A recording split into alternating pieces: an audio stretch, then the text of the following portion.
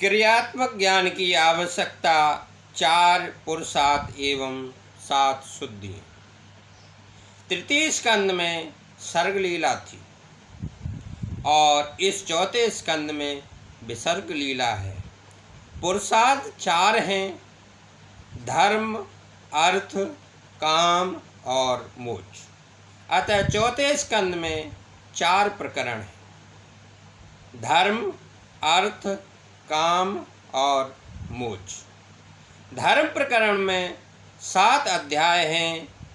7 प्रकार की शुद्धि होने पर धर्म की शुद्धि होती है: देह शुद्धि, काल शुद्धि, मंत्र शुद्धि, देह शुद्धि, विचार शुद्धि, इंद्रिय शुद्धि और द्रव्य शुद्धि। अर्थ प्रकरण में 5 अध्याय हैं जो यह बताता है कि अर्थ की प्राप्ति 5 साधनों से होती है। अर्थ की प्राप्ति में 5 साधन ये हैं: माता पिता का आशीर्वाद, गुरु कृपा, उद्यम, प्रारब्ध और प्रभु कृपा। इन 5 प्रकार के साधनों से ध्रुव को अर्थ की प्राप्ति हुई थी। काम प्रकरण में 11 अध्याय। ये अध्याय यह बताते हैं काम इंद्रियों में बसा हुआ है। 5 ज्ञानेंद्रियाँ, 5 कर्मेंद्रियाँ और 11वीं मन। इन 11 ठिकानों में काम बसा हुआ है। रावण के 10 मस्तक थे, अतः रावण अर्थात काम इंद्रियों में बसा हुआ है। जो सबको आनंद देता है वह राम, और जो सबको रुलाता है वह रावण। काम जीव मात्र को रुलाता है, काम मन में से जो जाता नहीं, यही विघ्न रूप है। मन में काम आँख द्वारा प्रवेश करता है, इसलिए आँख में रावण काम को मत आने दो। राम जैसे निर्विकारी बनोगे तो रावण अर्थात काम मरेगा तो राम मिलेंगे। मोक्ष प्रकरण के 8 अध्याय हैं। महाप्रभु जी ने कहा है कि प्रकृति के 8 प्रकार हैं: भूमिरामो नलो वायो मनो बुद्धिरेव च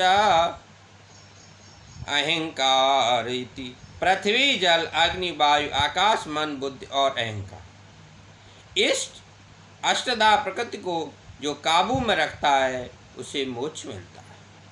जो अष्टधा प्रकृति के बंधन में से मुक्त होता है वह कृतार्थ होता है। प्रकृति पर विजय पाने वाले को मुक्ति मिलती है। पृथ्वी, जल, आकाश, वायु, तेज, मन, बुद्धि तथा अहंकार को काबू में रखो। प्रकृति का अर्थ है स्वभाव। अनेक जन्मों के संस्कार में संचित रहते हैं।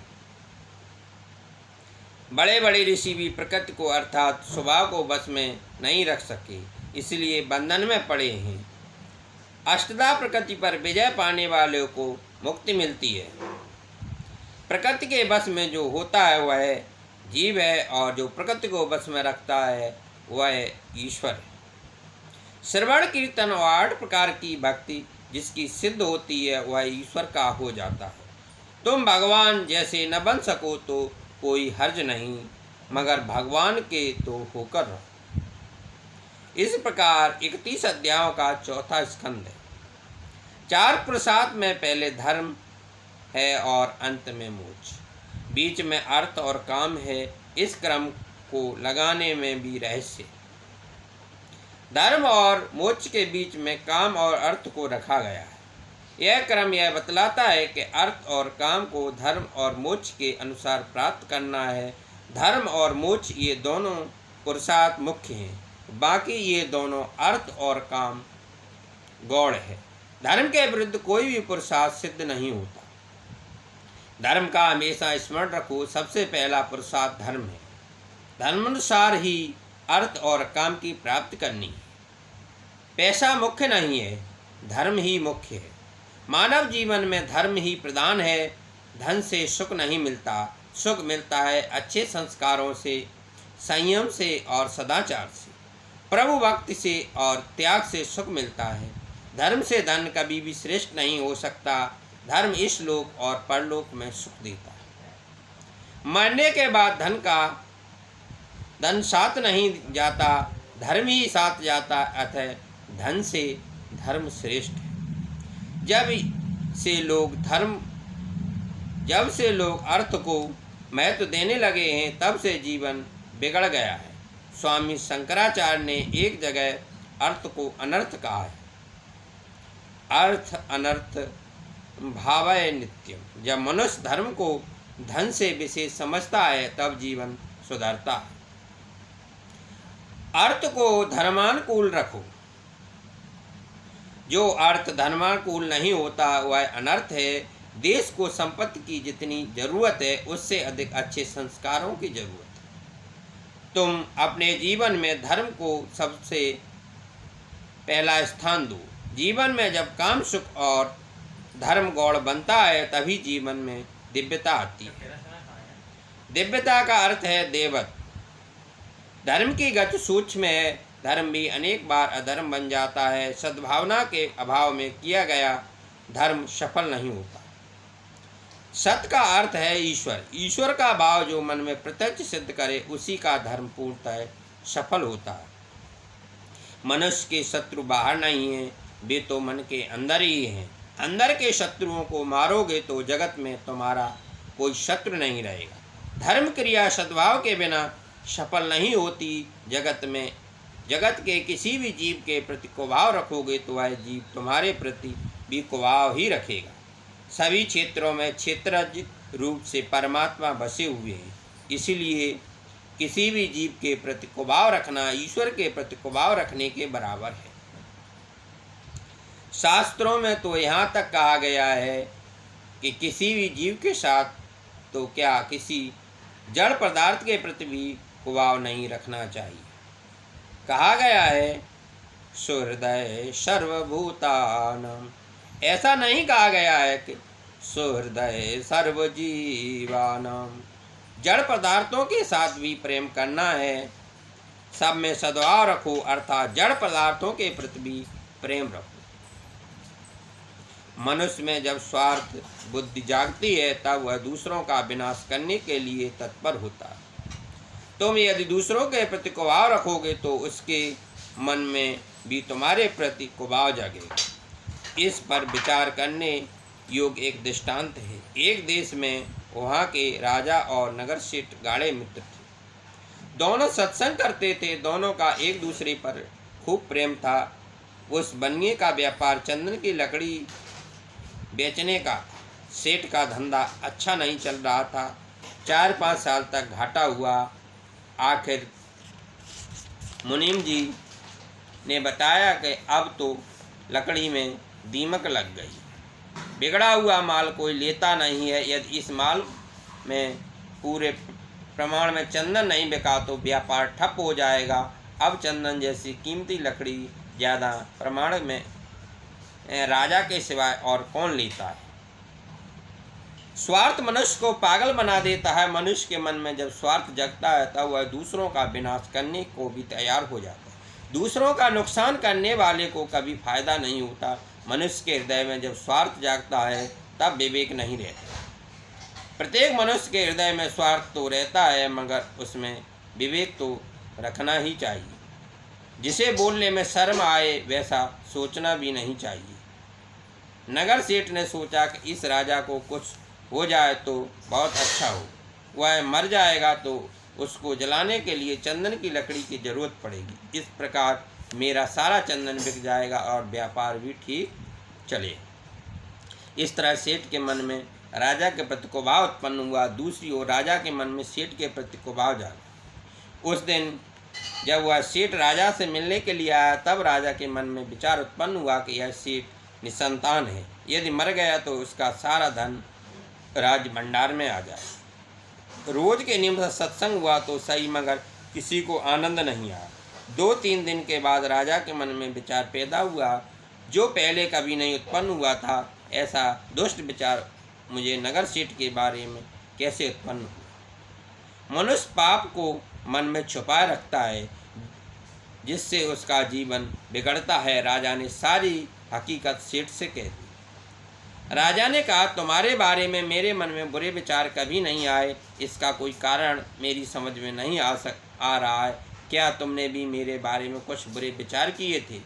सेठ ने कहा कि मेरा चंदन का व्यापार चलता नहीं है, सबका पोषण करना है, कोई माल लेता नहीं है। सो मैंने विचार किया कि यदि आप मर जाएं तो कितना अच्छा हो। आप मरेंगे तो आपको जलाने के लिए चंदन की जरूरत पड़ेगी और मेरा सारा चंदन बिक जाएगा। राजा ने सेठ को लाना दिया कि खराब विचार तुमने क्यों किया? वैष्णव होकर ऐसे दुष्ट विचार करते हो, वैष्णव को शोभा नहीं देता। तुम्हारे मन में ऐसा विचार क्यों नहीं आया कि राजा अपने महल के दरवाजे चंदन के बनवाए और इसलिए चंदन खरीद ले। राजा ठाकुर जी के लिए चंदन का झूला बनवाए और मेरा चंदन बिक जाए। इस प्रकार राजा का भी मन शुद्ध हो गया और बनिया सेठ का मन भी। इसके बाद दोनों एक दूसरे के प्रति शुभ भावना जागी और दोनों सुखी हो गए। भाव शुद्धि सबसे बड़ा तप है। मानव जीवन तप के लिए ही है। जगत के किसी भी जीव के प्रति बैर मत रखो। शुद्ध भावना से रहित किया गया सत्कर्म भी किसी का नहीं होता। उसके कई बार धर्म भी अधर्म बन जाता है। सत्कर्म करने से यदि हेतु शुद्ध नहीं होती तो सत्कर्म ही पाप बन जाता है। दक्ष प्रजापति ने शिव जी के प्रति कुभाव रखा, अतः उसका धर्म अधर्म में बदल गया। उसका यज्ञ उसको ही मारने वाला हो गया। प्रत्येक मनुष्य के प्रति सद्भाव रखने से कार्य सफल होता है, उसका सबका कल्याण हो, यही सत्य और सत्य कार्य है। सत्यम भूत हितम प्रोक्तम। अनेक में एक का दर्शन करना ही सबसे उत्तम है। एक ब्राह्मण यदि रास्ते में किसी स्त्री को देखकर उसमें लक्ष्मी की भावना करेगा तो उसमें उस स्त्री के बसे हुए अंतर्यामी ईश्वर उसको आशीर्वाद दें। जबकि एक कामी पुरुष काम भाव से उस स्त्री को देखेगा तो उस स्त्री में बसा हुआ परमात्मा उसे साप देगा। सभी में ईश्वर भाव रखो। यदि तुम सबको ईश्वर भाव रखोगे तो दूसरे भी तुम में ईश्वर भाव रखेंगे। कई बार धर्म भी अधर्म बन जाता है। उसका कारण यह है कि धर्म करने वाला सब में संभाव नहीं रखता। सब में संभाव रखना ही सबसे उत्तम धर्म है। सब में संभाव रखोगे तो सुखी रहोगे। सद्भाव का अर्थ है ईश्वर का भाव। सब में जो ईश्वर का भाव रखता है वह सुखी होता है, उसका धर्म भी सफल होता है। किसी भी जीव में कुभाव रखने वाले का धर्म सफल नहीं होता। महाभारत में हम देखते हैं कि श्री कृष्ण कई बार अधर्म करते हैं, किंतु उनके मन में सबके लिए सद्भाव ही होता है, इसलिए उनका अधर्म भी धर्म बन जाता है। महाभारत के कर्ण पर्व में, द्रोण पर्व में इसी विषय में दृष्टांत मिलते हैं। कर्ण पर्व में कहा गया है कि जिस समय कर्ण अपने रथ का पहिया जमीन से निकाल रहा था और निशस्त्र, उसी समय भगवान ने अर्जुन से कहा कि तुम उस कर्ण को मार। कर्ण कहता है, युद्ध शास्त्र का नियम है कि जब शत्रु निशस्त्र हो उस समय उस पर प्रहार न करो। अतः अर्जुन को मुझ पर प्रहार नहीं करना चाहिए। तब श्री कृष्ण कर्ण से कहते हैं, कर्ण तुमने आज तक धर्म का कितना पालन किया? तुमने स्वयं तो धर्म का पालन किया नहीं है और दूसरों को धर्म पालन करने का उपदेश देते हो। भरी सभा में द्रौपदी का अपमान किया गया, उस समय तुम्हारा धर्म कहाँ गया? इस प्रकार द्रोण पर्व में कथा आती है। द्रोणाचार्य पांडव सेना का विनाश कर रहे थे। श्री कृष्ण ने सोचा यह बुढ़ा मरेगा नहीं तो अनर्थ होगा। इतने में अश्वत्थामा नाम का हाथी मारा गया। श्री कृष्ण ने सोचा यदि द्रोणाचार्य को कहा जाए कि तुम्हारा पुत्र मारा गया तो पुत्र शोक के कारण ये युद्ध बंद कर देंगे। यह सोचकर उन्होंने घोषणा करवा दी कि अश्वत्थामा मारा गया। द्रोणाचार्य ने सोचा कि बेटा तो मार दिया गया है, अब युद्ध क्यों करूं? परंतु ये धर्मराज युधिष्ठिर से कह दें कि अश्वत्थामा मार दिया गया है तो मैं सच मानूं। युधिष्ठिर से भगवान कहते हैं, बोलो अश्वत्थामा मारा गया। युधिष्ठिर कहते हैं कि राज्य के लिए मैं असत्य कैसे बोलूं? भगवान कहते हैं कि दुर्योधन पापी है, वह मरेगा तो सुखी होगा और जीवित रहेगा तो अधिक पाप करेगा और दुखी होगा। जिससे सबका कल्याण हो वही पाप कर रहे हैं। द्रोणाचार्य अगर युद्ध छोड़ दें तो उनसे ज़्यादा अधर्म नहीं होगा। इसलिए कहता हूँ कि बोलो कि अश्वत्थामा हत।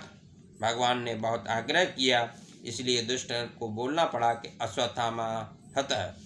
असत्य बोलने का पाप न लगे, इसलिए वे उसके बाद बोले कि नरो वा कुंजरो वा।